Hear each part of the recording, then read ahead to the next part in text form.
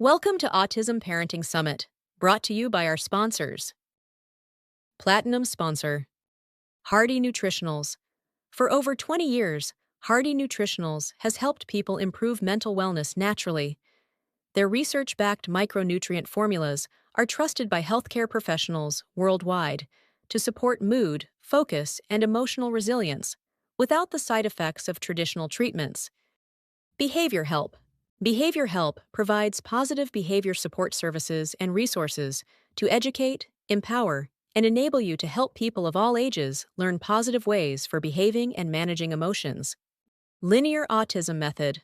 When parents feel they are out of options, the linear autism method is proven to increase functional and social behaviors by working with the true nature of children with autism. This naturally reduces anger, meltdowns, and aggression, and allows them to thrive. Stem Cell Institute. Stem Cell Institute offers parents of neurodivergent children the opportunity to address their challenges through advanced stem cell therapy, giving their family the opportunity for a better future, free from limitations. Gold sponsors.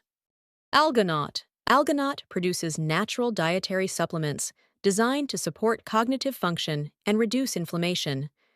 Their products contain pure flavonoids and olive oil for enhanced absorption.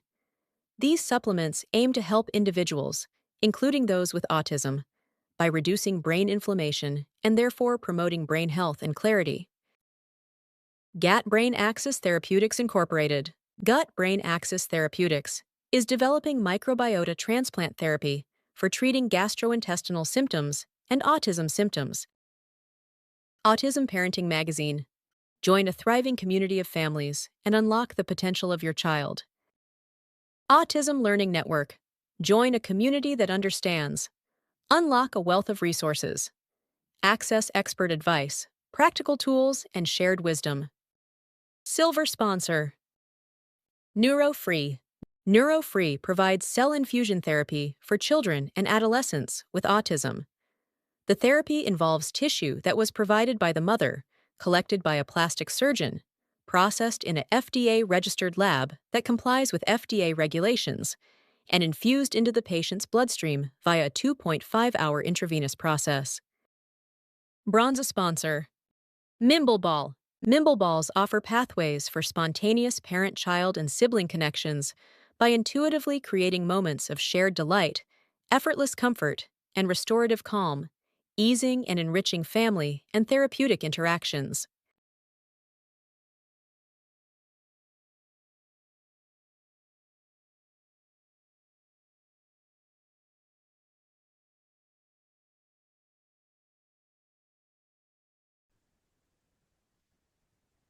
Hello and welcome, everyone. Thank you for joining us at the Autism Parenting Summit. My name is Mary, and I'll be your host for this session, How to Stop Meltdowns Before They Start.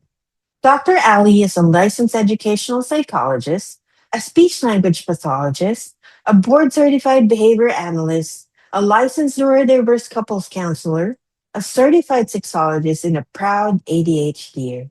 She combines traditional and modern approaches such as therapy, social thinking, mindfulness, and trauma informed practices to help neurodivergent individuals communicate more effectively, manage emotions, and navigate daily challenges. With a deep focus on building genuine connections, Dr. Ali believes that social support is essential and strives to empower all neurodivergent individuals to reach their full potential while embracing that perfection is an illusion. Please join me in giving a warm welcome to Dr. Ali Perkinson.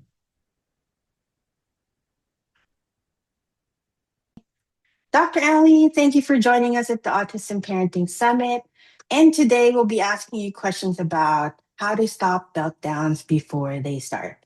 But before we begin with the questions, can you briefly introduce yourself and, of course, share what meltdowns are? My name is Allie Perkinson. My background is I'm a behavior analyst, a speech language pathologist, and an educational psychologist. So I joke that I really like education. I just kept going. And I've been working with autistic individuals for about 15 years. I started my career working with younger children and now work more often with adults and couples and continue to just love the social component of navigating that with neurodiverse relationships. And Mhm. so to me, a meltdown is when basically we kind of go offline, right? Maybe our sensory system starting to shut down. We might not be able to find words. And what we're going to talk about, I'm sure, is it's not like it just happens. There's lots of little signs that I think lead up to that. And I think for a lot of parents, it can look like behavioral, right? It's like when the kid is having a tantrum or something, right? But it also could be just not being able to respond at all, almost seeming like sullen or not there. And that's like internally a lot of shutdown is happening. Okay, truly understand. Okay, so let's dive in with the very first question. The questions came from the parents. So the first one is, many parents feel meltdowns come out of nowhere. What Yeah. are some early signs you often see before a meltdown that parents tend to miss? Yeah, and I can totally see why a parent would think that, right? Because then all of a sudden there's this huge behavior. But little things, little to us, but maybe not to your child or young adult, is, like change in schedule.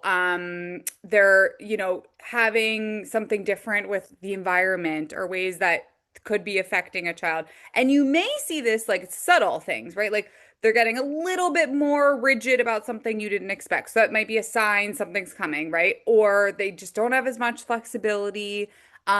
They're a little bit more literal. Like you notice that they're Mhm. really needing very like concrete communication more so than before. That could be an indication that like something is maybe brewing. And again, like a meltdown could occur at 8 p.m., but the thing that maybe started it was the transition into school and something like the teacher said, right? But maybe the child hasn't totally internalized or understood like what am I even upset about? And it's like brewing all day.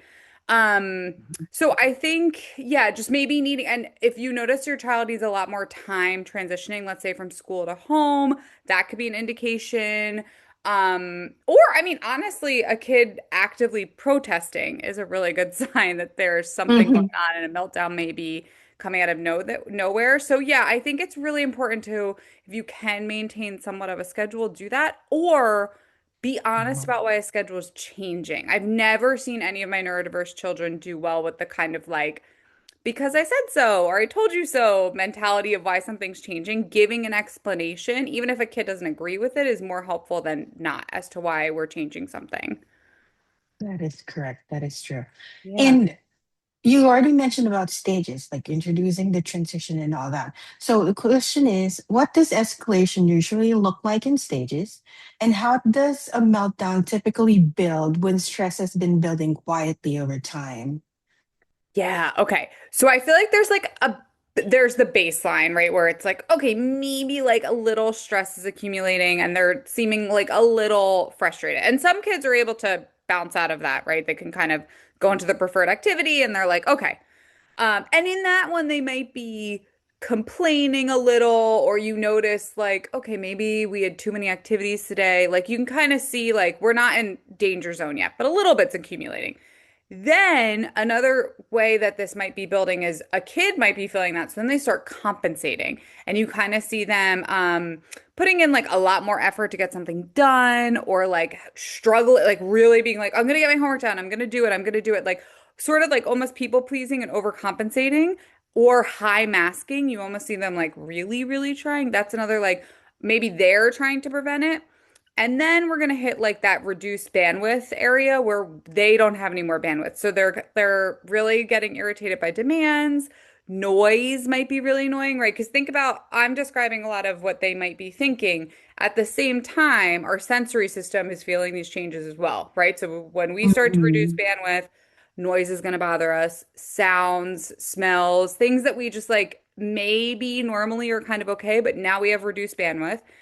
And then I think a really big sign of like a meltdown is really on the horizon is when we get super black and white, or we're getting agitated pretty quickly, then I think we're going into meltdown shutdown. And I'm describing meltdown shutdown as again, like maybe when we're in full tantrum, where we Mhm. can't come back down easily, right? Like we know maybe someone's at like that level 3 reduced bandwidth and they can with some coping mechanisms come back down. But when we hit that meltdown shutdown, it really is like it's hard. Like a lot of times I see most of my kids kind of have to just do it. They have to go through the shutdown to get to the other side.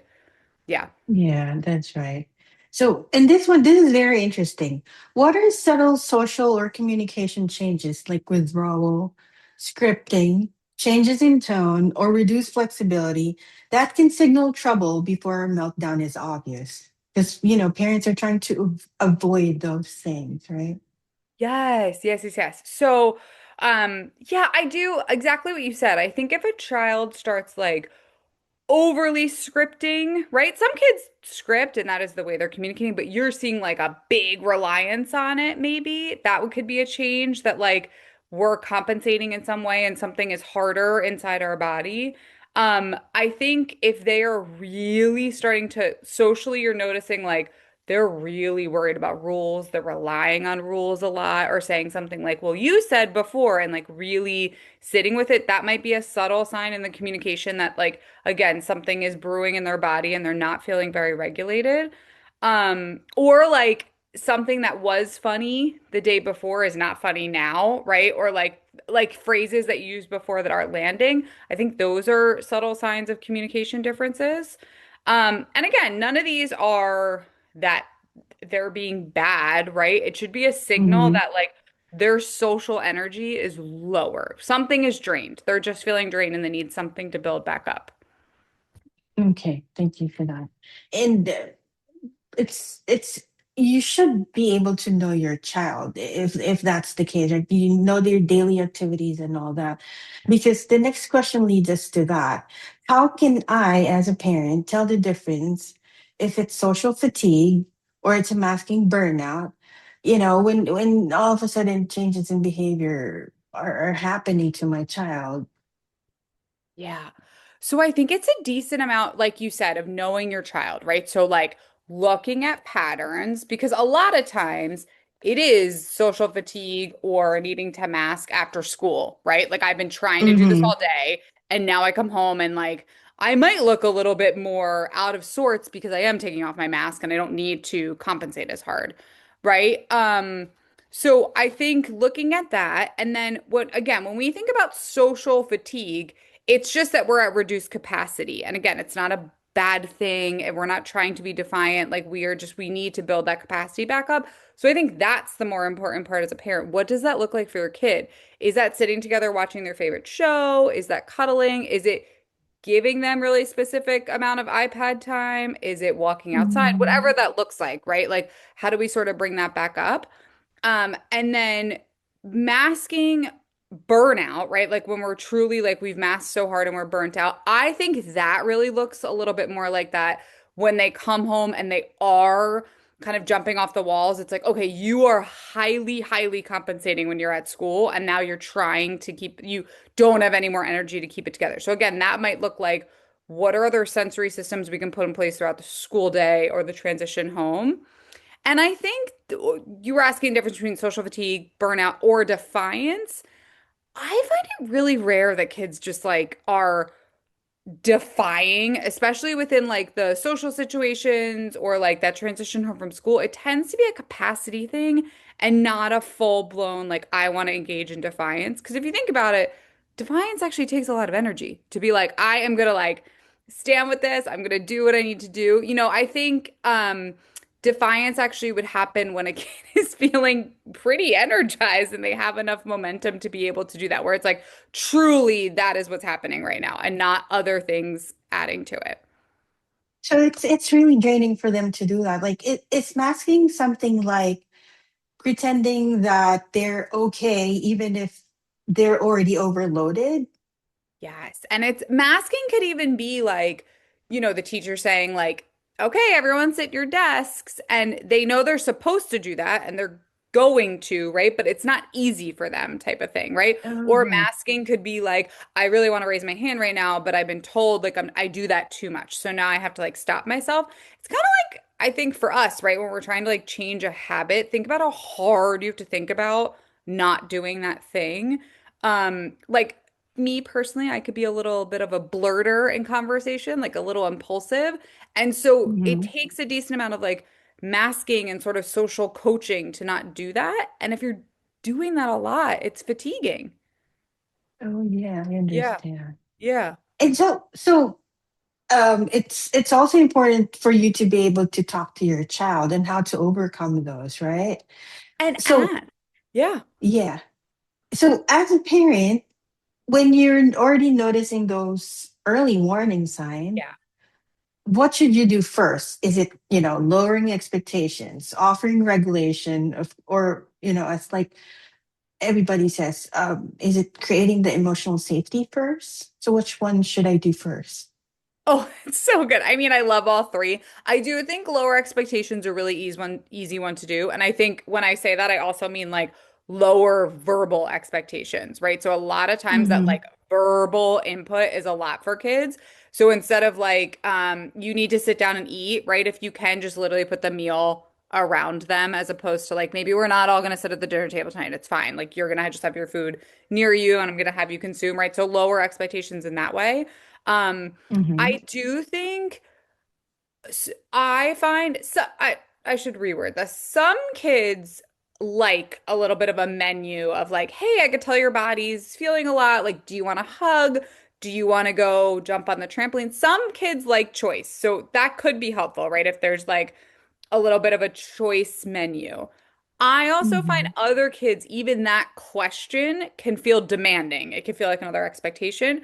So it could also be like if you have a dog, okay, we're gonna walk the dog right now. If you think that's a transition your kid could do and it would be regulating, do you know what I mean? Or like, Mm-hmm. I'm gonna go lay on the bed. You want to lay with me? Or like I'm gonna go on the trampoline. Do you want to come with? Sort of thing. Like as opposed to putting another demand. I think that's helpful. Yeah. And then creating emotional safety. I mean, you want to be the emotional safe haven anyways, right? And so that looks more like antecedent strategies all along. So that looks like Mm-hmm. you modeling all the time, right? If you are having an off moment, oh, this thing helped me, or if mommy yelled, her body, whatever words you use, right? Her body was really feeling hot. I was actually really nervous because we had too many things to drive to. Like telling your kids that I think is important and modeling how you've calmed down. And then another thing would be creating that, emotional safety is your home does feel like there's good sensory experiences within it, right? So like, and it doesn't have to be a trampoline, but like, even if it's just a really cozy area. I have a 10-month-old right now who loves our dog bed. He loves the dog bed, just Mm-hmm. like rolls on it is so right. So like just stuff like that around that is like cozy and easy to go to, and they don't need you to access it. Like you don't ever want it to Mm-hmm. be, they have to ask you to go get their weighted blanket, let's say, if that really works for them, like have it just be around, have those like weighted stuffies around. And then I would have a routine that involves movement. So if you can do an evening family walk or, let's see, what else would be a good, so sorry that my phone is ringing. I will put that on airplane mode. Um, or having a family walk or having some form of like a cool down, even if it's like a dance party, or some families do Mm-hmm.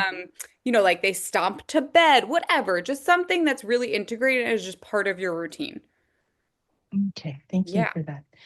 Another one is this is also very important because this is very intriguing for me.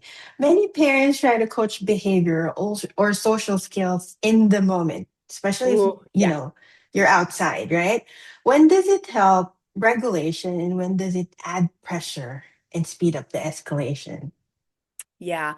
So I think that's hard, and I get it, right? Like why wouldn't you want to use real in the moment teaching? I actually think we've kind of promote that in a lot of ways. Mm, But I find that a lot of my autistic neurodiverse children, like even if the social component is hard, let's say, or even if regulation's hard, they already kind of have a pretty big shame complex happening. It's like they already know something's not working, even if they can't maybe verbalize it or, so when we maybe add on and try to teach in the moment, it's not always the best because then we're just adding to the shame or the attention complex that your kid's already feeling.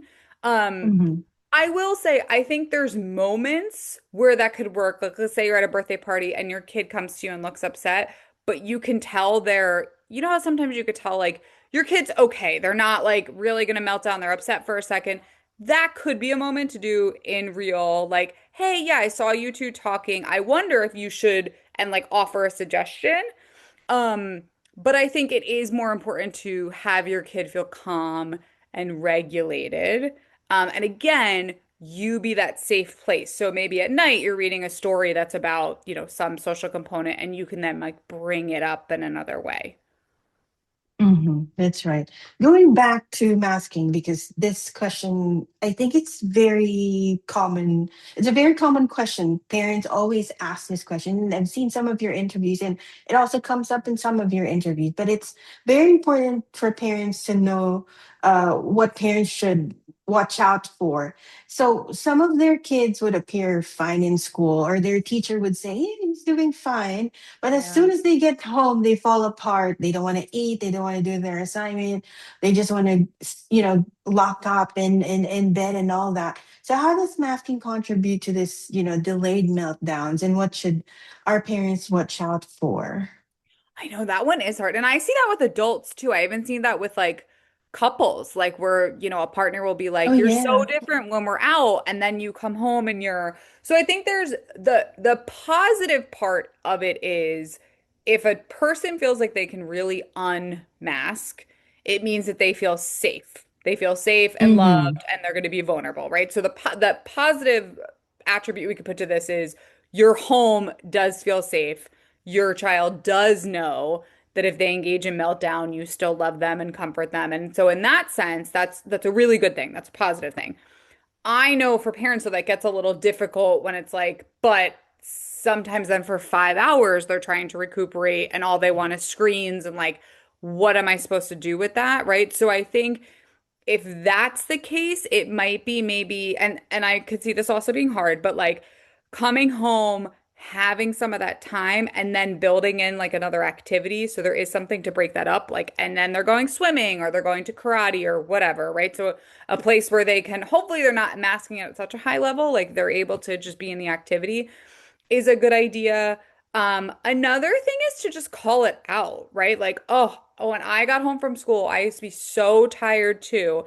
And I would give myself Mm-hmm. 1 hour and I would just call it alley hour. And I would do whatever I wanted to do that was safe and alley hour, right? Like make it a thing. But then there's got to be an end and a transition. And I think for parents to say too, like phrases like, I know at school sometimes we have to like really, really keep our body regulated. And at home you want to let loose. What are other ways you can let loose? And maybe making that again, like if we can make it slightly more functional, like jumping on a trampoline or whatever. I do know though, and it is hard, like two of my clients right now, they're 12 and 13 and I think school is a lot for them. They're doing well, but it is a Mm-hmm. lot. And they really do just want to sit on the iPad for an hour when they get home and it almost feels like viscerally needed. Like I see it. They just kind of like shut down and they're just like, "Okay, now I need to." So I think it's also worth looking at like if they're doing that and then they're able to kind of like then go to have dinner and they're transitioning to maybe look at it as like that's their time where they're just sort of recuperating. Because us as adults, let's be honest, we look at our phone, we look at Instagram, like we're kind of Yeah, doing those little things all day long. They're not doing that. So they might actually need that solid amount of time. that is right. You can give them Yeah. time to rest too, right? Yeah, Yeah. I Yeah. understand. The next question is, how can parents help a child build awareness of their own warning signs? So then we go to the child's activity now. It's for them to focus on their own early warning signs. So especially if a child is used to pushing through social discomfort. So what should the child do now, knowing that she already knows that it's uncomfortable? What should they start doing?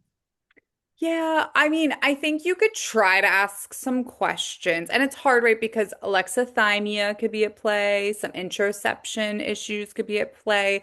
And so sometimes when you ask kids, like, how do you feel? They don't always know, or they might know later, right? It's a delayed reaction. But being really curious about, like, how did it feel at the birthday party? And maybe giving examples like, I saw probably by the time that we had cake, you looked pretty tired. Were you kind of done? And so then you can start to say, like, maybe you're a person that likes to go for an hour, but we don't have to stay the full 2 hours. Or like, we're Mm-hmm. allowed to go late to things if that's, like, so being a little bit more curious about that and also giving them the option. I think a lot of Mm-hmm. times we underestimate that kids just assume you have to do all of something or do, you know what I mean? Do it like completely that way. Um, there's also really good shows out there now with like neurodivergent kids, but just I think kids talking about their needs a little bit more. And so using those as good starting points of conversation, and seeing like all of my kids were very into Stranger Things and they play D&D and stuff, right? And I remember one of my clients being like, I don't like D&D, and the reason I don't like it is because it lasts so long. And I was like, Mm-hmm. oh, well, you can probably work around that a little bit. Like maybe you're watching, or maybe you're only playing half, or whatever. And like he had just never thought that that was like an option. So Mm-hmm. again, using shows as a way to start conversation. And then if you as a parent, which you probably will honestly before your child knows, when you notice the signs of they're starting to look tired, like so for me personally, if I'm tired or uncomfortable, my voice gets louder. And your kid might Mm-hmm. not know that's their own sign, right? But if you start to know that, you can help them by telling them that, right? And Yeah. so helping them understand their own cues and totally normalizing that some people only do one thing on the weekend and they need a break after, right? They need like a recuperation day. A lot of people are that way. So Mhm. normalizing the cadence of social interactions as well. And then also some of my young adults really like speaking in metaphors, right? So like you could talk about like car battery or like anything that can be around energy management so they can visualize it maybe as well and just sort of get an idea of like where their energy levels are. I think that's really Mhm. helpful for them to start to have an understanding of that. Because some kids, like we might assume that they wake up early with good energy and they might not. They might get their burst, Mhm. 10 a.m. to 2, and then it's already, so trying to figure that out is important as well. That is right. This one is very interesting. So, what role do unspoken social expectations like being polite, being flexible, being easygoing play in early escalation when no one is directly demanding anything? Ooh, yeah. Yeah. Well, one, I think it's important as a parent. I mean, I'm guilty of this, right? Like, how much does that play into our own, like, you have to say please, and you have to, like your own expectation of your kid because of society because of your own discomfort, right? Like, I remember really early on as a speech therapist, my supervisor being like, we don't need to teach please. That's actually another word. And if language is already hard, that's a big expectation to put on, a Mhm. 2-year-old that's just starting to get words.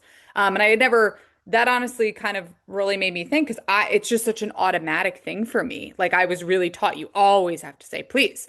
And Mhm. so I think one, like you yourself getting a little bit aware of like, what expectations of society do I care about personally and want my kids to be doing, and what am I okay with? Like, it's not that big of a deal. And so also, I think you're right. There is this pressure that like everyone should just be flexible and you should be easygoing. And I think you can help your kid and yourself if they're not almost Mhm. be joking about it. Like I have one client, he is a real rule follower and he will call you out if you're not following the rules, right? And so he's kind of a little bit of like a policeman in that way, but he says it before anyone else. He'll be like, I know, I really like rules. So if we're gonna play the game, can we use the rules? And if not, just tell me because then I don't want to play the game. And I know that maybe that even sounds a little too assertive, but for a lot of kids, that helps them instead of having to like Mhm. fake it and figure out what they're supposed to be doing. So I think if you know that about yourself or you know that about your kid, almost like pre-calling it out or supporting them through it, right? So like, oh yeah, I know that when we play this game at home, we do this rule, but at this house, they're going to do it this way. Again, just giving them that like bridge to be like, oh, okay, it could be different from houses. Like I didn't know that. Mhm. Um, and then again, you know, as concrete as you can make social rules. I think that's important for your neurodivergent teen to know to start, and then they definitely have a right to be like, I want to choose or partake in that and not, right? Like, but them understanding it, like if they don't understand that majority of society kind of likes flexibility and relaxedness, and they are inherently, let's say, not, they don't Hmm. know that their actions could be rubbing people the wrong way. Do I Yeah. think that these people have to change and become more flexible all the time? No. But I think they Yeah. deserve to know that there might be an expectation of them that they're not Hmm. meeting and they had no idea. And then they're already kind of getting like people are already annoyed with them before they have any idea of why or how that happened. So I think that's important, trying to have those conversations with kids. Also, I think when you're younger, if you can find other neurodivergent families, right? Because neurodivergent Hmm. kids, most of them love playing together and could care less if you're flexible or a rule follower or like move your body a lot. A lot of them are able to just sort Yeah. of be like, you're doing your thing, you're near me, we're all in the same space and we're happy and we kind of info dump on each other and it's okay. Yeah, because everybody understand, everybody Yeah. cares for each other. Yeah, Yeah. that's very right. And you know, parents in general should be understanding and caring. It then again, autism doesn't have a face. Sometimes you go to a specific setting and you wouldn't know who are neurodivergent, right? No, absolutely not. Yeah, and it's for you to care enough or be kind towards who are in that environment, Yeah. so you don't judge, right? It's as simple as just giving care to everybody who's involved or around Yeah. you. I Compassion truly and I understand. think advocacy, right? Like anytime you could advocate for yourself or another kid, like let's say you could see your kids getting annoyed and you could help the that other kid and be like, "Oh, I'm sorry. Sometimes my son is asks a question and I think what he's trying to ask you is this," right? So like bridge Hmm. communication. But yeah, I think it's also important to remember like what's the point of the social outing to have fun, right? Yeah, So let's that is not, we right. don't want to like make all these rules around fun. That is right. Okay, so this one is also very important, and I think you've already touched on a few of them. So, but how can routines and predictability buffer the impact of heavy social days and reduce meltdowns later on? Heavy social days are those like holidays, I guess. I was thinking when you said that it could be holidays, I was actually thinking like a full day, like I have school and then I have another Mm, activity and then like, mommy said we have to go pick up my brother and they're gonna stand with this person and talk for a while. That's how I took it, like more like a lot of okay, okay. just interactions, but I guess Activities in one holidays would day. be the same thing. Yeah. Um, but I think the big thing to remember is like routines are a beautiful thing because they give us predictability. They're not rigid. I think sometimes that gets a little like if we're too routine, a child's going to be too rigid. And routines are helpful for pretty much everyone, let's be honest, right? So I Yeah, think that's the right. more you can sort of routine and give people expectations and know their transitions, it just is really helpful for your sensory system because then I'm not thinking and trying to anticipate. And when I'm trying to anticipate and I have an unknown, I have an open loop in my brain, that's when I'm starting to feel like uncomfortable. That's when my sensory system's getting escalated. That's when I'm going to start filling in things. So I'm actually going to get more rigid because I'm going to make up my own plan and not tell you my Hmm. plan. And then I'm going to be really upset because you didn't follow my plan. But you know what I'm saying? So that like I think the more we can offset that and start to talk about what's going to happen during the day, the better. Some kids really like that visual, right? Like a visual of what's going to happen. Some kids Hmm. are okay with verbal, some kids want to negotiate, and some kids do end up, they can get really, really rigid with it. And that's maybe a sign of something else. Like, that's like, okay, something's going on with our sensory system. We are really frustrated by like something in our environment isn't working. But I would say by and large, my neurodivergent kids really like routines and they benefit them so much. Yeah, I myself like routines too. Because if not, I can be scrambling. I don't know what I'm Right. doing, or I'll be asking questions from time to time. Right? Mm-hmm. Yeah, Yeah. that's right. Having a schedule, having somebody to rely on if in case you need to ask Yes. questions and all that. Right? And I think that's important too, right? Like asking questions is absolutely fine. You're not annoying me by asking questions, right? Because I think one of the biggest things I've learned from working with autistic adults is like there is nothing more frustrating for them than an open loop or to not fully understand something. It is like viscerally so painful. And they sometimes have told me before that they don't feel like they can ask questions because they could tell they're like annoying someone or it's too much or they're not Yeah. asking it in the right way. And I think as a neurodiverse family, making sure you are a safe harbor for that is really important. And I'm guilty of it. Sometimes my husband will ask me 6 questions and I'm like, oh my God, how could you need more information? But if you look at it more like this is a need, and they're trying to close a loop or have an understanding so they can form an action around it, I think that's helpful. Yeah, because I can imagine myself when you start being employed to a different company, let's say, Hmm. and during the first week you don't know what to do, right? Yeah. So you have that feeling in your stomach where I don't know how to explain it, but it somehow it hurts, or sometimes your head hurts too. So I Yes. can put myself in their position, how it Yeah, feels when you don't know what you're gonna do and what's expected of you, right? absolutely. I agree. And then I have another one. What are gentle redirection strategies that work before a meltdown starts when the Mhm. root issue is social or emotional overload? Okay, so I would try to shift to movement as soon as you can of some kind. So or sensory input. So if your kid likes a deep hug or something Hmm. warm or weighted, right? Or going on a walk, offering choice, but without pressure, right? So like, and what that might look like would be, we're hungry. I'm thinking we could do pasta or pizza or something, right? So like really easy. And also you could say, mommy can choose if you're not sure, so giving that like, you also don't have to make a choice. Oh, that's something I guess I could have said, so sorry, like 10 questions ago. That's probably really important to think about. None of us do well socially when we're hungry or thirsty. So really Hmm. like making sure that your kids also in their like best support possible, meaning like they have eaten or they know they're gonna have to eat, right? Some kids have some eating challenges or sensory things around eating. So like making sure like they know that's coming up and it's not a surprise and they know what's going to be in their lunchbox, right? So reducing, if you can in any way reduce surprises for kids in a social setting, that's important. Obviously, unexpected things happen, but if you have any form of that control, do that for them.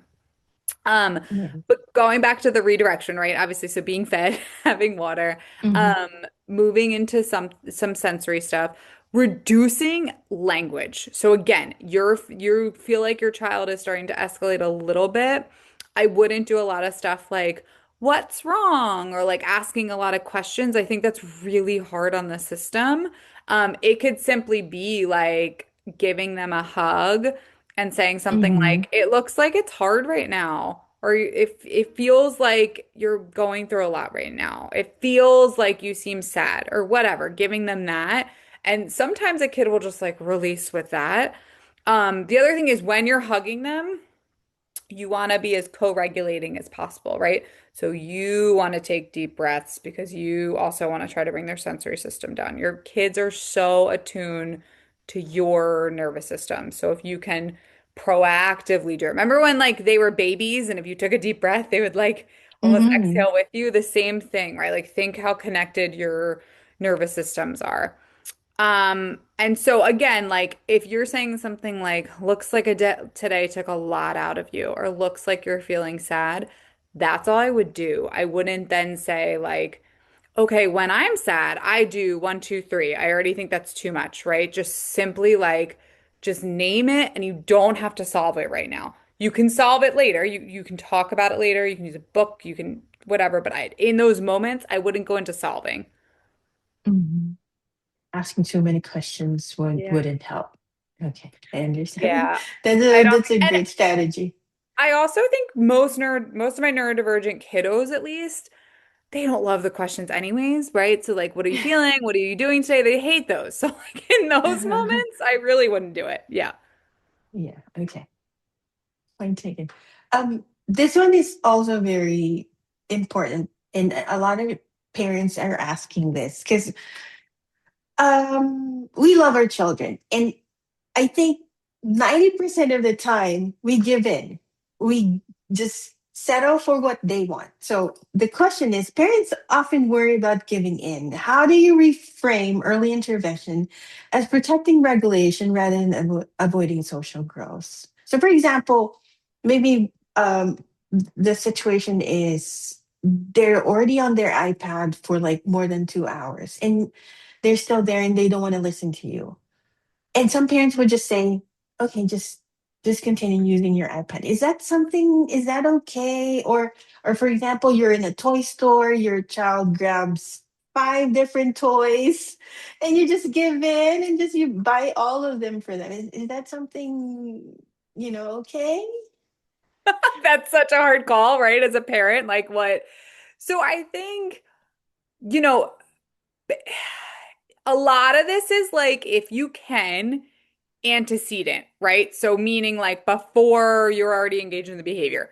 Um, so having iPad for a show and then doing something else. And I know what I'm saying could be really hard in real time, but trying to reduce like the amount because it's just like us. Like if I'm watching three Netflix episodes and then someone's like, you can't watch anymore, it's like, no, I'm so zoned out and in it now. Like this is really hard to take away. So trying not to like set that up. Same with going into a toy store. If you can like ramp up, like, oh, you're gonna get a candy and you can get a car. And so really specifically, which one? I think in that moment though, because I've been in this situation, right? It's like a kid sees two cars in the collection and one's green and one's purple and like they have a collection, they love cars, and you can afford the two cars. I probably Mhm, would give in on that because I'm like, I don't know if mhm, it's worth the amount of escalation to break the plan that they just saw. Probably isn't. But I think then if we're walking in another aisle and they're like, oh, Play-Doh, to me, that was never something we talked about. I feel like that one I might be like, wait a second. Um, I think parents too, and I know it's hard to tell, you know your child, and it's actually a beautiful thing that you can like notice their needs and notice what they really need.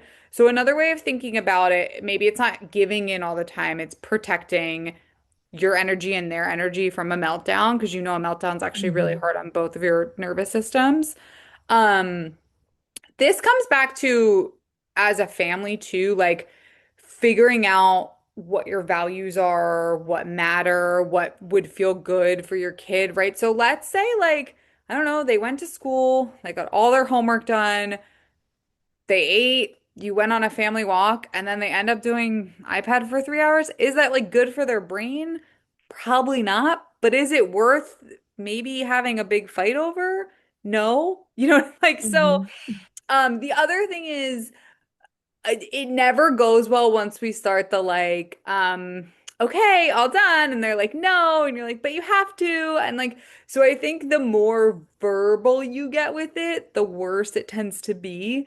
Um, so that could be another like you in your own mind being like, huh, I don't know. We've gone back and forth 4 or 5 times. I don't see this going well. I just see this escalating. Maybe it's a given, and then the next day, like it's way less iPad or something, you sort of negotiating it. yeah, Because there's sometimes we were just like, ooh, we're about to get into like a real big back and forth. And there might not even be a huge reason other than like your kid's like, no, I was engaged in this, now you're taking it away, and I'm really annoyed. mhm, So I mhm. think Listen, warnings, expectations, that kind of stuff. So a lot of antecedent is really important. Um, and then also like you could have days in your mind where you're just like, I'm gonna let them be them.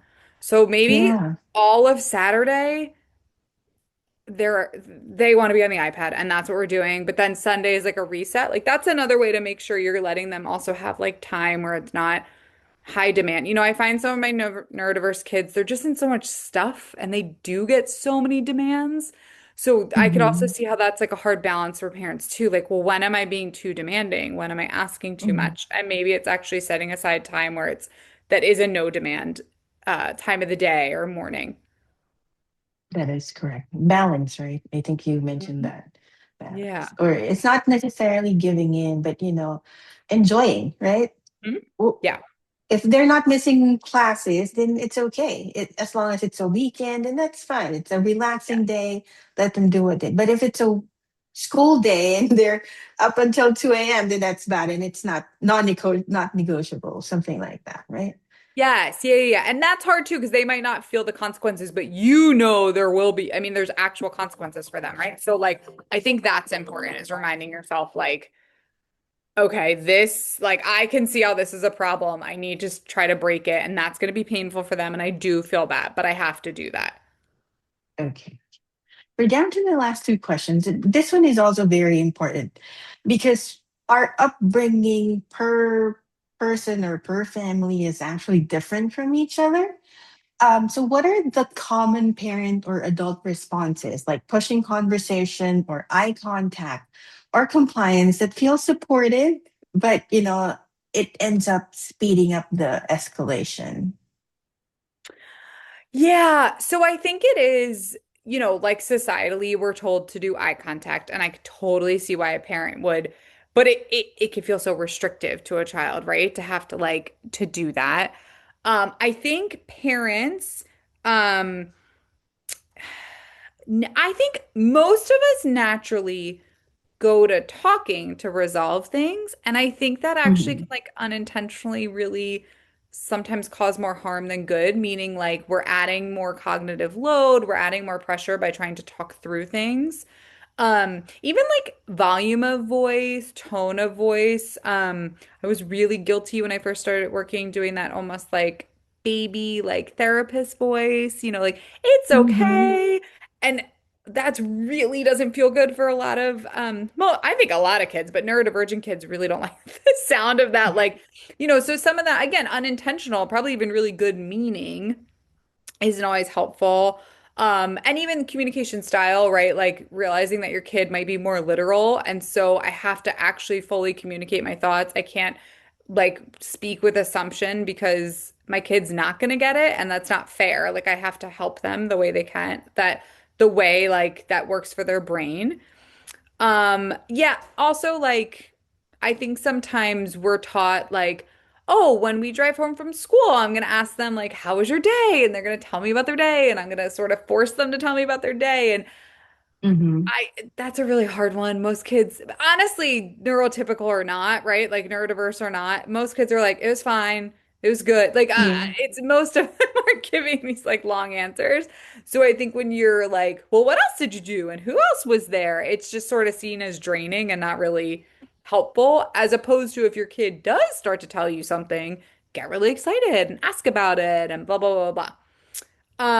Let's see. What else would be unintentionally escalating? Oh, another thing I think that people do or parents do and don't realize is they might change the routine in what seems kind of subtle to them but not to their child, right? So like, oh, we're gonna Mhm. get McDonald's today, and then on the way there, you realize that you're passing the gas station and you pull into the gas station. Mhm. But like you didn't tell your kid that, and so now like you've just changed the plan. And again, you're not doing anything wrong. You're navigating the road and but that's important. Like if you can as often as possible give the transition, say what you're thinking in your mind.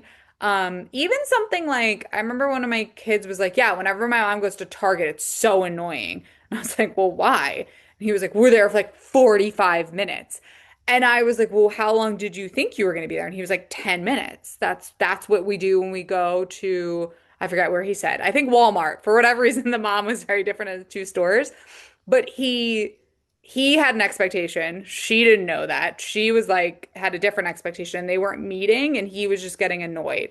So if you can, try to do that as much as you can for your kid. Give them the expectations.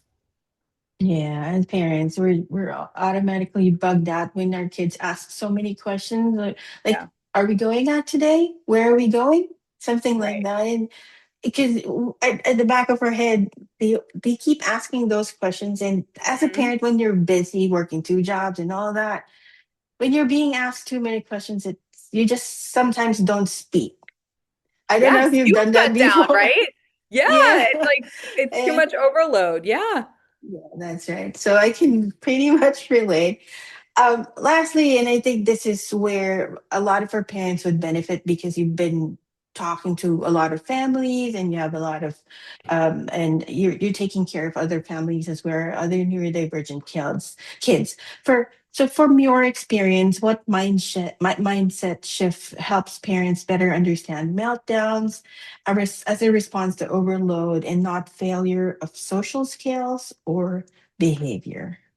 Yeah. So I think, look, when we think about it, if a kid is communicating from an overwhelmed nervous system, no one does well, right? If I'm communicating from an overwhelmed nervous system, I'm probably going to look pretty shut down.